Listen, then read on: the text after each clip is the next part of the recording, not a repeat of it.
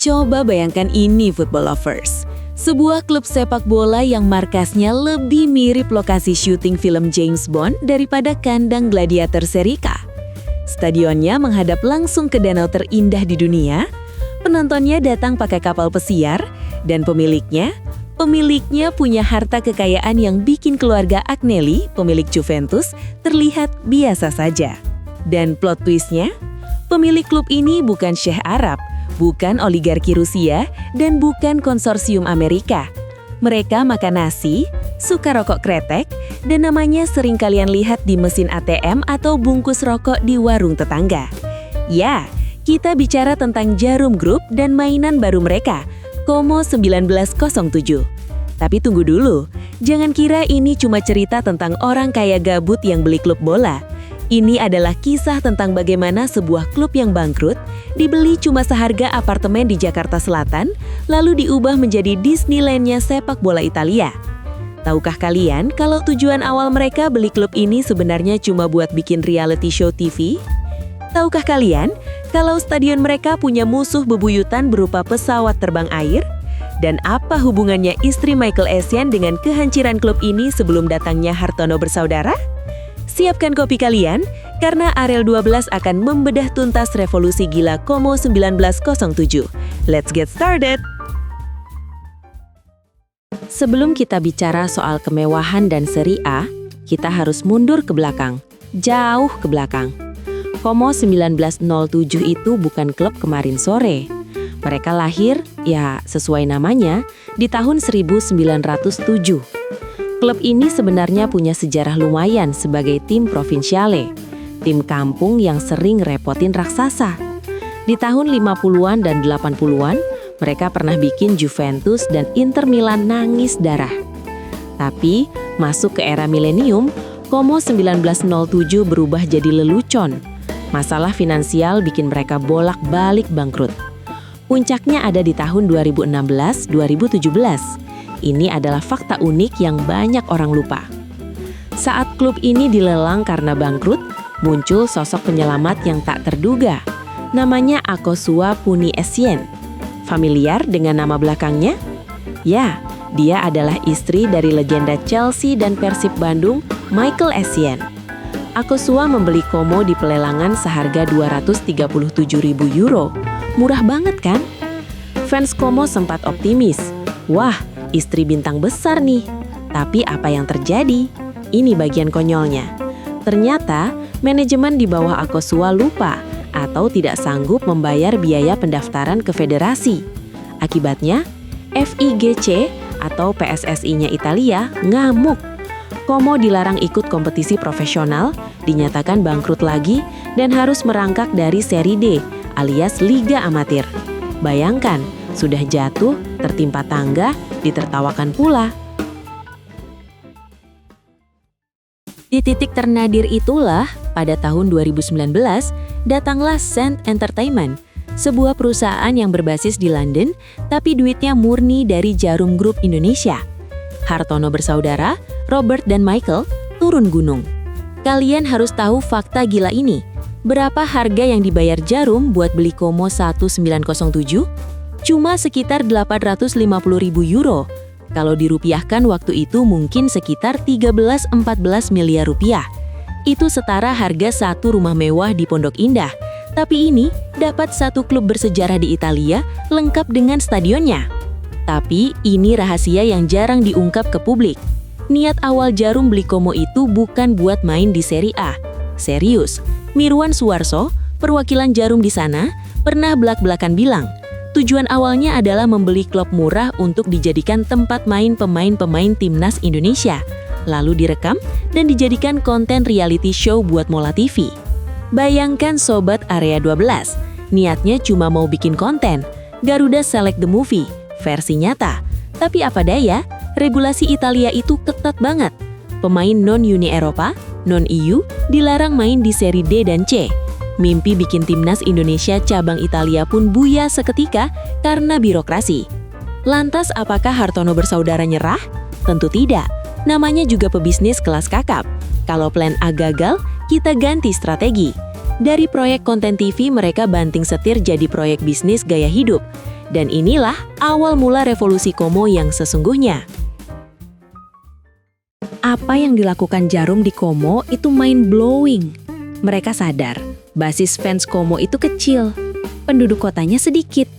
Kalau cuma ngandelin jualan tiket ke warga lokal, klub bakal rugi terus. Jadi, apa solusinya? Mereka melihat Danau Como. Tempat ini dikunjungi 1,4 juta turis tajir setiap tahun. George Clooney punya rumah di sana. Artis Hollywood liburan di sana. Djarum mikir, kenapa kita nggak jualan ke mereka aja? Jadilah model bisnis yang mereka sebut mirip Disney. Sepak bola itu cuma filmnya, cuma atraksi utamanya. Tapi duit gedenya datang dari taman hiburan di sekitarnya. Mereka mendirikan divisi bernama Saint Tourism. Coba cek fakta unik ini. Bir filter Sutra.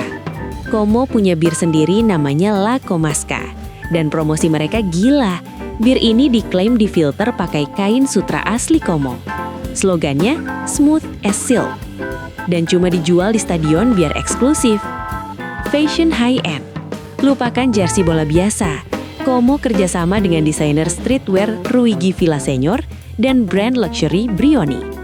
Pemain Como kalau datang ke stadion nggak kayak atlet, tapi kayak model Milan Fashion Week. Tiket NFT. Mereka jual tiket pakai teknologi blockchain, biar turis dari Amerika atau Jepang bisa beli tiket berbulan-bulan sebelumnya. Sesuatu yang jarang bisa dilakukan di klub Italia lain yang sistem tiketnya ribet. Mereka mengubah Como dari sekedar klub bola menjadi brand lifestyle. Orang beli jersey Como bukan karena ngefans sama bek kirinya, tapi karena jersinya keren buat dipakai nongkrong di kafe. Genius. Sekarang kita bahas rumah mereka, Stadio Giuseppe Sinigaglia. Ini bukan stadion biasa. Dibangun tahun 1927 di era Mussolini, arsitekturnya bergaya rasionalis, kaku, tegas, tapi artistik. Tapi ada satu fakta yang benar-benar absurd dan mungkin cuma terjadi di Como. Stadion ini punya musuh bebuyutan, bukan supporter lawan, tapi klub pesawat air, Aeroclub Como, yang hanggarnya persis di sebelah stadion. Selama bertahun-tahun, Como susah main malam. Kenapa? Karena tiang lampu stadion dianggap menghalangi jalur take-off dan landing pesawat air. Bayangkan, pilot pesawat air protes karena takut nabrak tiang lampu stadion saat mau mendarat di danau. Ini konflik konyol yang bikin pusing wali kota. Untungnya, di tahun 2024, setelah lobi tingkat dewa dari manajemen Djarum, akhirnya ada kesepakatan damai. Jalur pesawat diubah sedikit dan Como bisa tetap main di Serie A tanpa harus merobohkan tiang lampu. Masalah first world problems banget ya. Sobat Area 12 harus paham regulasi. Seperti yang dibilang Mirwan Suwarso, pemain kita mayoritas non-EU. Di Serie A, kuota pemain non-EU itu sangat terbatas dan biasanya disimpan buat pemain bintang dari Brasil atau Argentina. Jadi, sangat sulit buat langsung masukin pemain Indonesia ke tim utama Como sekarang, kecuali mereka punya paspor ganda Eropa. Tapi koneksinya tetap ada. Ingat program Garuda Select? Itu didanai Mola TV dan Djarum. Anak-anak muda terbaik Indonesia dikirim ke Inggris dan Italia berlatih tanding lawan Akademi Como. Ini investasi jangka panjang. Bahkan, ada pemain keturunan seperti Leif Oldenstam dari Ajax yang ditarik ke Akademi Como. Dan jangan lupa, Como ini sekarang jadi rumah kedua netizen Indonesia. Kalau ada watch party di Jakarta, yang datang ribuan. Ini diplomasi digital yang gokil. Djarum berhasil bikin orang Indonesia merasa memiliki klub Italia, meskipun jaraknya ribuan kilometer. Semua strategi bisnis tadi bakal percuma kalau main bolanya jelek. Disinilah peran Moneyball dan koneksi bintang bekerja. Mereka merekrut Dennis Wise ex-Chelsea di awal, lalu membawa Cesc Fabregas bukan cuma sebagai pemain, tapi juga pemegang saham dan pelatih. Ada juga Thierry Henry yang ikut tanam saham. Kehadiran mereka bikin Como punya prestis. Pemain-pemain top mau datang ke klub promosi karena ada Fabregas dan duitnya Hartono. Hasilnya, Dari tim bangkrut di seri D, dalam 5 tahun mereka tembus ke seri A. Ini dongeng Cinderella versi modern. Tapi bedanya, Cinderella ini punya sepatu kaca dari berlian yang dibeliin konglomerat Indonesia. Jadi, apa yang bisa kita pelajari? Como 1907 adalah bukti bahwa sepak bola modern itu bukan cuma soal 11 orang nendang bola. Ini soal bisnis, pariwisata, fashion, dan manajemen yang waras. Orang Indonesia sering minder kalau bicara soal pengelolaan sepak bola. Tapi lihat Como, di tangan orang Indonesia yang tepat, dengan sistem yang tepat, klub hancur pun bisa disulap jadi masterpiece global yang bikin Juventus dan Milan ketar-ketir melihat kekuatan finansial mereka. Pertanyaannya sekarang, kapan ilmu manajemen Como ini bisa ditularkan ke klub-klub di Liga 1 kita? Tulis pendapat kalian di kolom komentar.